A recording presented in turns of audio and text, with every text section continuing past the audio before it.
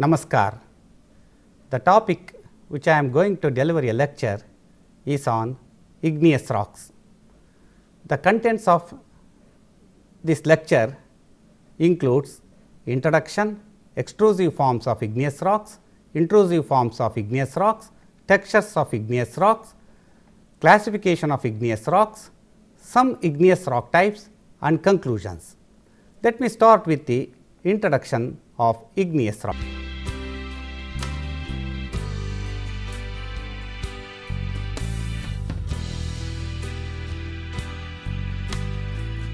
Rocks are necessarily the constituents of the earth's crust.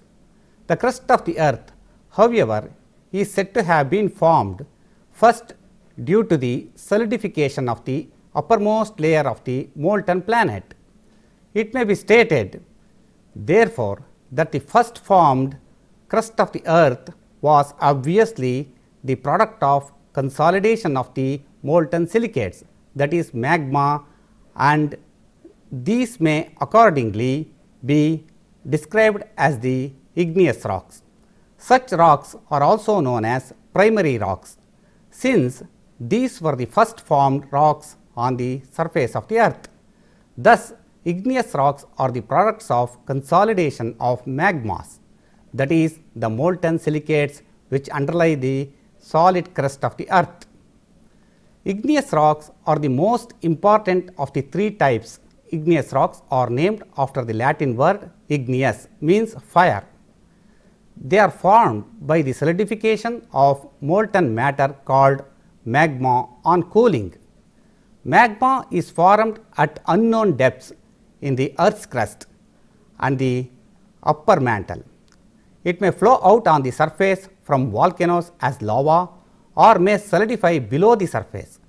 Rocks formed on the surface from lava are called volcanic rocks. Those which are formed by crystallization of magma below the earth's surface at greater depths are called plutonic rocks, while those at intermediate depths are called as hypabyssal rocks. Igneous rocks are commonly characterized by their interlocking mineral grains. The interlocking is the result of simultaneous crystallization of a number of mineral grains from the molten magma. Sometimes larger grains of one or more minerals are embedded within a background of the fine grained minerals or glassy substances. Igneous rocks are characteristically devoid of any layering, that is, they possess no bedding plane, and they never contain remains of plants or animals known as fossils preserved in them. In their occurrences upon the surface, they are commonly massive, hard and compact, and are often exposed in the form of veins and stringers penetrating into the country rock. Next module is on the extrusive forms of igneous rocks.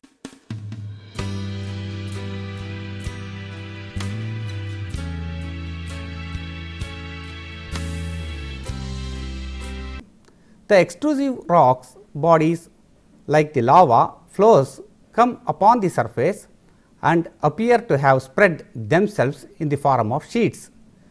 They therefore follow approximately the trends of the surface topography and are commonly more or less of horizontal attitude, unless of course they are subjected to subsequent geological disturbances. A volcano is a vent or fissure in the earth's crust through which molten lava, hot gases, that is volatiles, and solid rock debris, that is pyroclasts, escape to the surface on land or under the sea.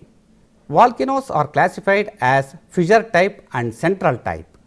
Fissure type, in fissure type of volcano, the lava flows out through linear cracks or fissures which extend deep into the earth's crust. The lava is usually mobile and spreads out over vast areas in the form of lava sheets. The eruptions are generally quite with very little pyroclastic material or volatiles. These type of eruptions occur in Iceland and the lava flows are almost flat or horizontal, younger flows erupt and solidify above the older ones. Another type of extrusive form is the central type of eruption. Central type of eruptions occur through a vent, a pipe-like opening, and the shapes of the volcanoes are controlled by the viscosity and amount of lava which erupt from time to time. Next module is the intrusive forms of igneous rocks.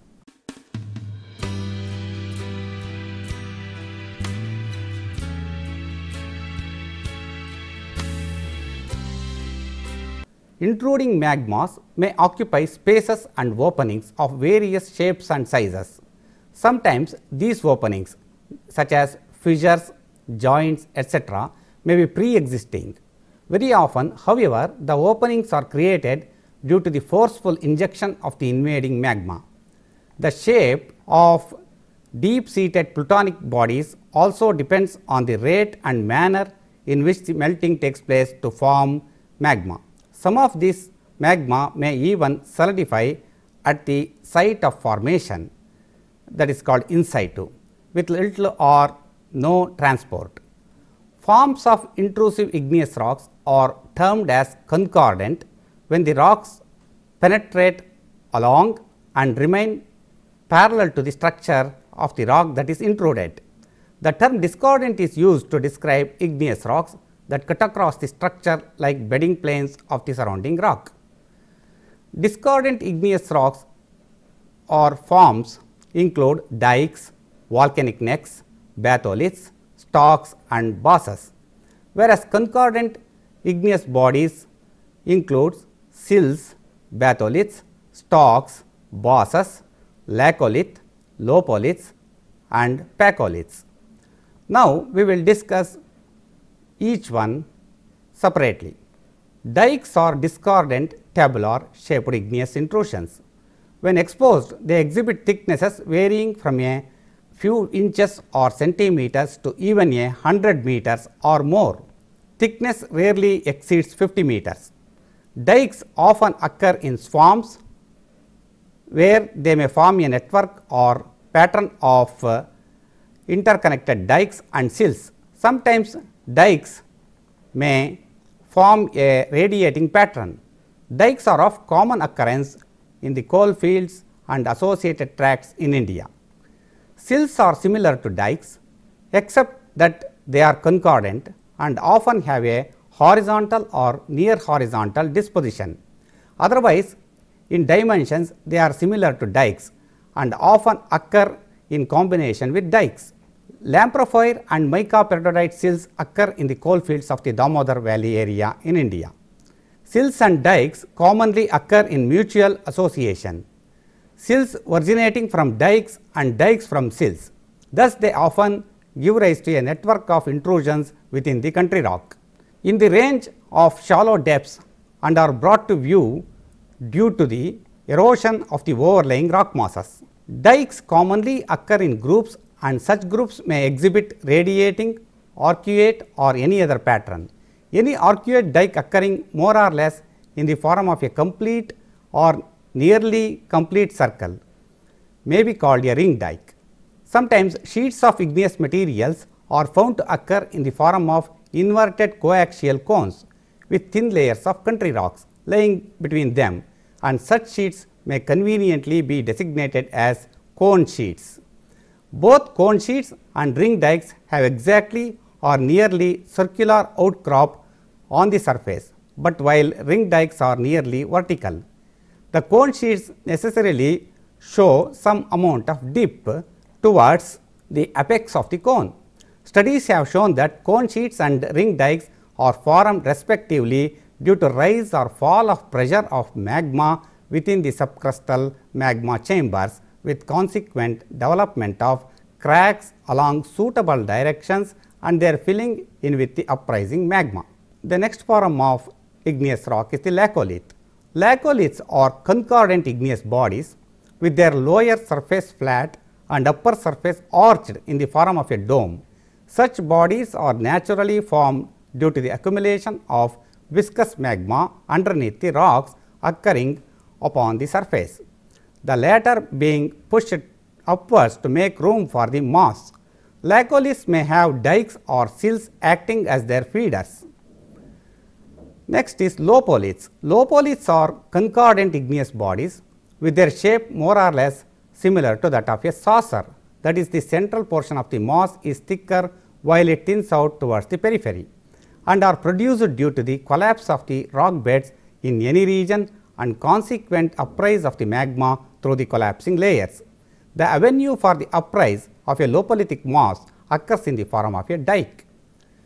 Pacholiths are in a similar manner concordant igneous bodies more or less concentric in shape, occurring along the crests and troughs of folds of the country rocks.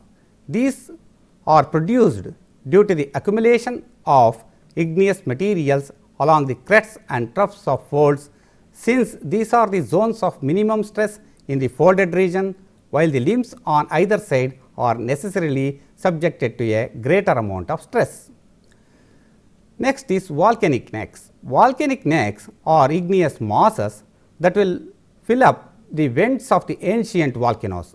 They may completely occupy the cylindrical channel or may be intrusive around and into the agglomerate. That is, agglomerate means fragmentary material, which partly fills it.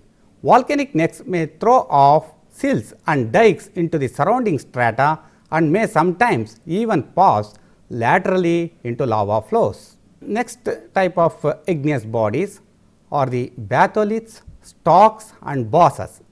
Batholiths are discordant rock bodies of extremely large size, so much so that their exposure upon the surface are expressed in terms of tens or even hundreds of miles. They are of extremely irregular outline and appear to widen gradually with increasing depth. Batholiths of comparatively smaller dimensions are described as stalks, and stalks of circular outline are known as bosses. Whenever a single channel along which an intrusive mass of earlier origin exists is utilized during any subsequent phase of intrusion of the magma of the same composition, the resulting form is known as a multiple intrusion. If, however, the magma intruded subsequently is of a composition different from that of the previous intrusive, the form is described as a composite intrusion. Dikes and sills may occasionally behave as multiple or composite intrusions under suitable conditions. The next module of this talk is on the textures of igneous rocks.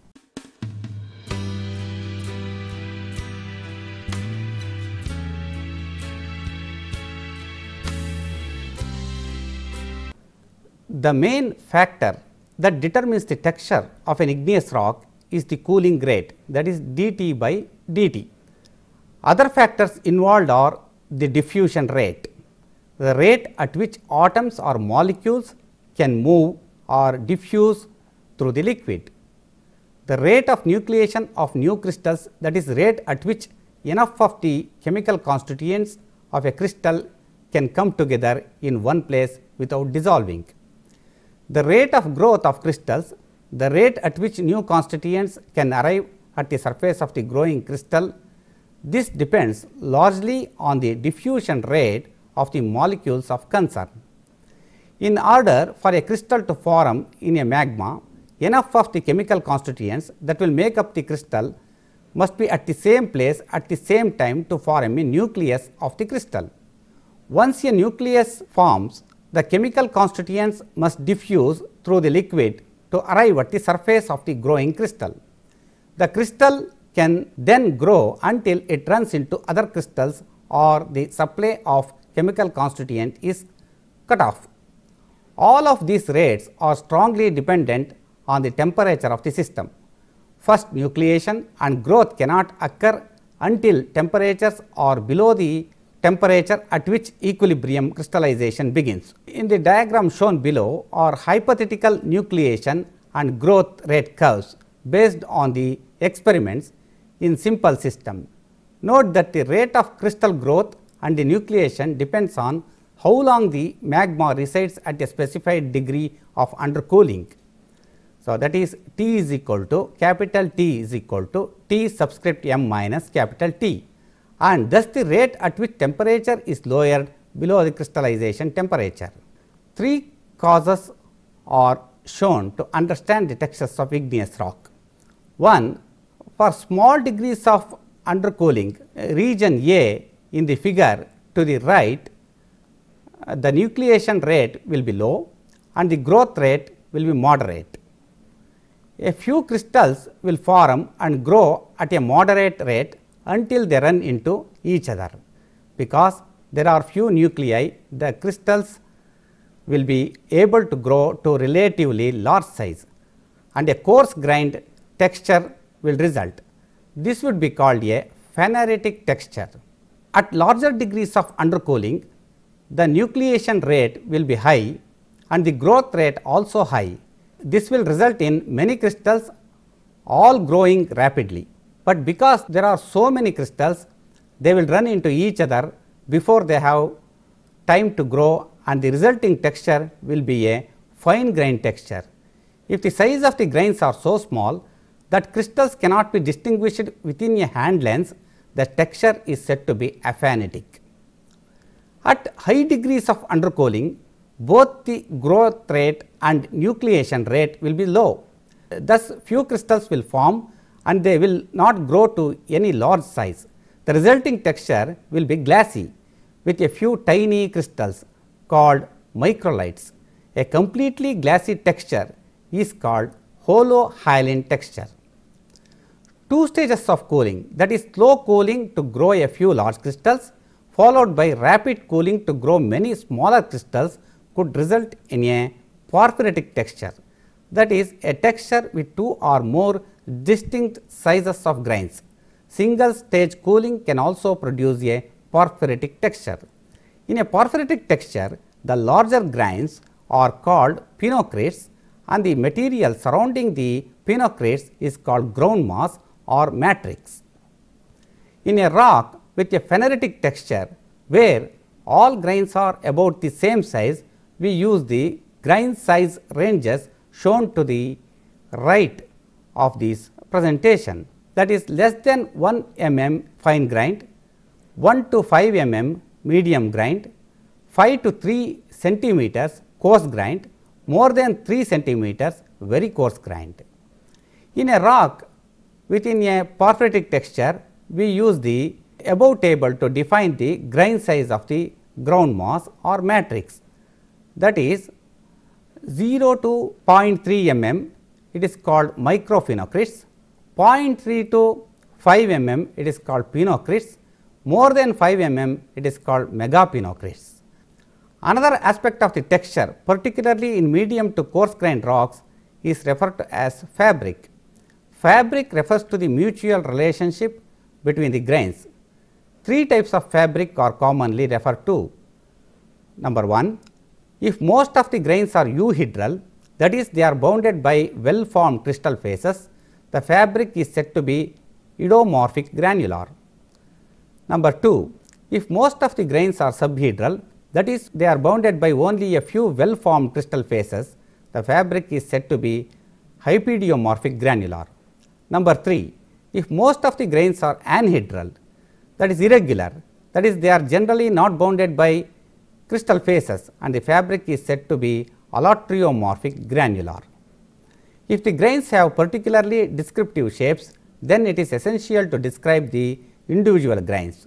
Some common grain shapes are tabular, a term used to describe grains with rectangular tablet shapes; equant, a term used to describe grains that have all of their boundaries of approximately equal length; fibrous, a term used to describe grains that occur as long fibers; acicular, a term used to describe grains that occur as long slender crystals; prismatic, a term used to describe grains that show an abundance of prism faces. Other terms may apply to certain situations and should be noted if found in a rock. For example, vesicular, if the rock contains numerous holes that were once occupied by a gas phase, then this term is added to the textural description of the rock. Glameroporphyritic, if phenocrysts are found to occur as clusters of crystals, then the rock should be described as glameroporphyritic instead of porphyritic. Amygdular, If vesicles have been filled with material, usually minerals like calcite, chalcedony or quartz, then the term amygdular should be added to the textural description of the rock. An amygdule is defined as a refilled vesicle. Pumiceous. If vesicles are so abundant that they make up over 50% of the rock and the rock has a density less than 1, that is, it would float in water.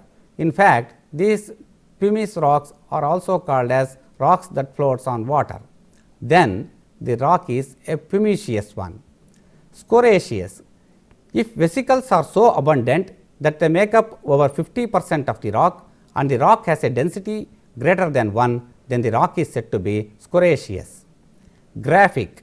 A texture consisting of intergrowths of quartz and alkali feldspar, wherein the orientation of the quartz grains resembles cuneiform writing. This texture is most commonly observed in a rock called pegmatite. Spherulitic. A texture commonly found in glassy rhyolites, wherein spherical intergrowth of radiating quartz and feldspar replace glass as a result of devitrification. Devitrification means sudden cooling. Orbicular. A texture usually restricted to coarser grained rocks that consists of concentrically banded spheres, wherein the bands consists of alternating light colored and dark colored minerals. Now, the next module of our talk is the classification of igneous rocks.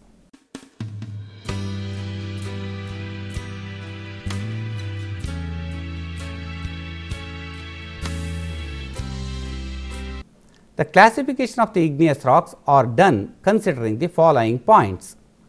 Number 1, chemical composition of the rocks, mineralogical composition of the rocks, geological mode of occurrence and texture of the rocks, association of the rocks and genesis of the rocks.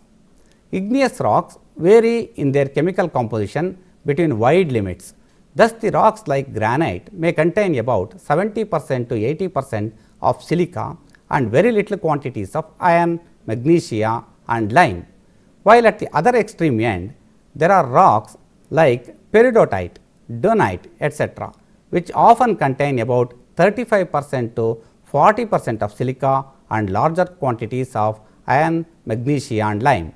On the basis of their chemical composition, therefore, the igneous rocks may broadly be classified as acidic igneous rocks, intermediate igneous rocks, basic igneous rocks and ultra basic igneous rocks.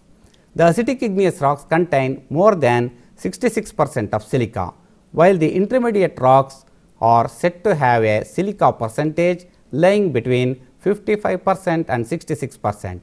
The basic rocks contain between 55% and 44% of silica, and the silica content of the ultra basic rocks is less than 44%. In all like manner, the igneous rocks may otherwise be classified into a supersaturated or oversaturated rocks containing excess of silica to crystallize as quartz, or saturated rocks with just sufficient silica to form the stable silica to form the stable silicate minerals, but no free quartz, and undersaturated rocks containing insufficient silica, so that undersaturated minerals like olivine, nepheline, etc. may be present in them. Rocks are also classified based on the results of the chemical analysis of the rocks. Recalculated analysis expressed in terms of some standard minerals. This expression known as the normative composition or norm of the rock, which may be different from the actual mineralogical composition of the rock known as the modal composition or mode, is utilized in classifying the igneous rocks on the basis of relative abundances of different normative minerals. From the point of view of their chemistry, the hypobasalt rock dolerite and the volcanic rock basalt may be similar, but to a geologist they are distinctly different. Moreover, the processes of chemical analysis of igneous rocks involves rather lengthy and laborious procedure, and hence the rocks cannot be readily classified. The mineralogical composition is perhaps the most convenient basis of classification of igneous rocks due to various reasons. The minerals in a rock can be readily identified and their relative proportions ascertained with reasonable accuracy. Moreover, rocks are aggregates of minerals, and this fundamental point is duly emphasized in a classification based on the mineralogical composition of the igneous rocks. The minerals commonly occurring in igneous rocks may be broadly classified into felsic and mafic varieties. The felsic minerals like quartz, feldspar, etc. are light colored with low melting point and specific gravity, in wide contrast with the mafic minerals like biotite, pyroxene, olivine, etc., which are of higher melting point and specific gravity and are dark colored. Igneous rocks therefore may be classified readily on the basis of the relative proportions of the felsic and mafic minerals occurring in them. The mode of origin of igneous rocks is, however, of great importance in attaining a natural classification. The history of magmatic differentiation and consolidation clearly indicates that the different types of igneous rocks are of varying chemical and mineralogical composition. No doubt, but they cannot be readily placed within a very rigid class limits. The individual rock types do necessarily have some amount of flexibility in respect of relative proportions of their constituents, and accordingly an ideal classification must try to accommodate the same. For the convenience of beginners in the field of geology, a suitable classification of igneous rocks based on well defined criteria may be proposed. In adopting this proposed classification, the geological mode of occurrence and texture of the rocks together with some aspects of their chemical and mineralogical composition have been taken into consideration. Moreover, it is proposed to have rather flexible class limits in this classification only those igneous rocks which are of common occurrence in nature. Now, let us go to the next module of this talk, that is some igneous rock types.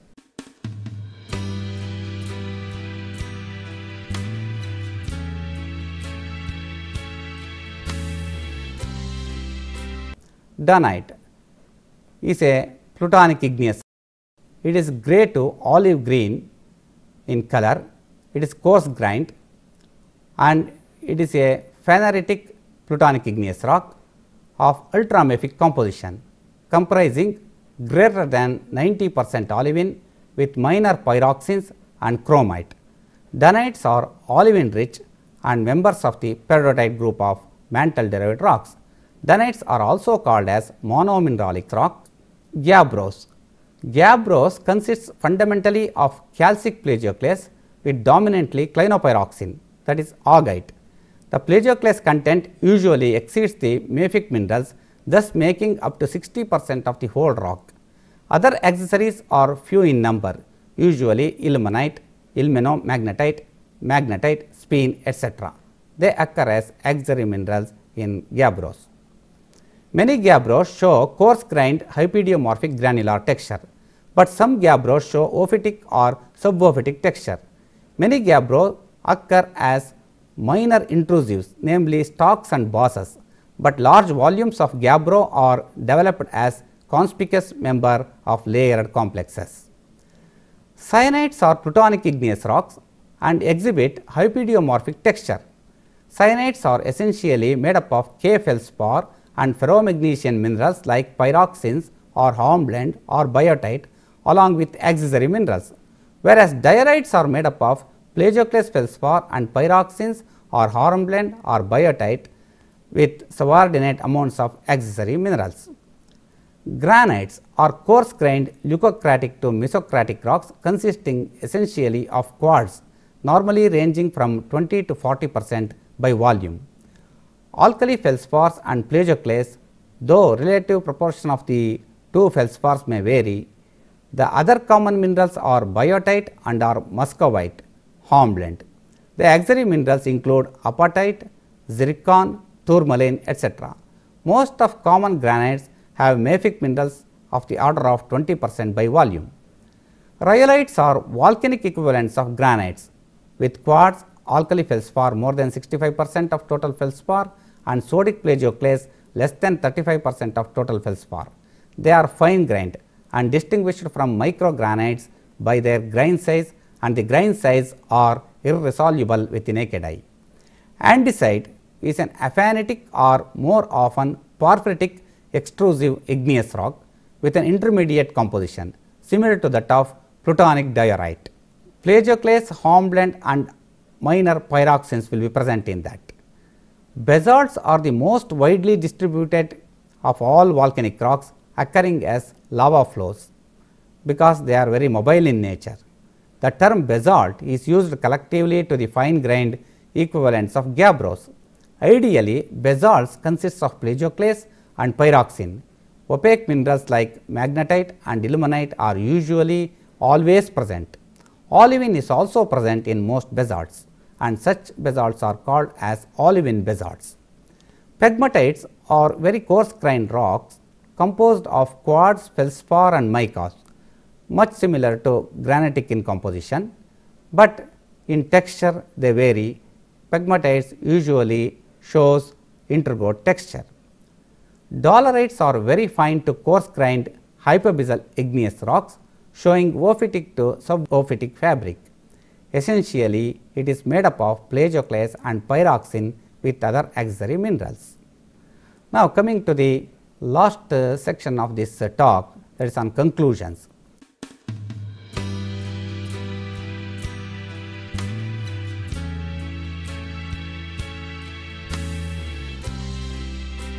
Why we have to study these igneous rocks?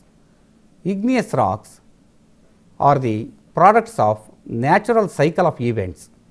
Mineral composition of the igneous rock helps us to identify the rock, and texture of the rock throws light on the genesis of the rock. The study of the igneous rock guides us to search for the mineral deposits associated with them and to understand the processes of the mantle and the crust.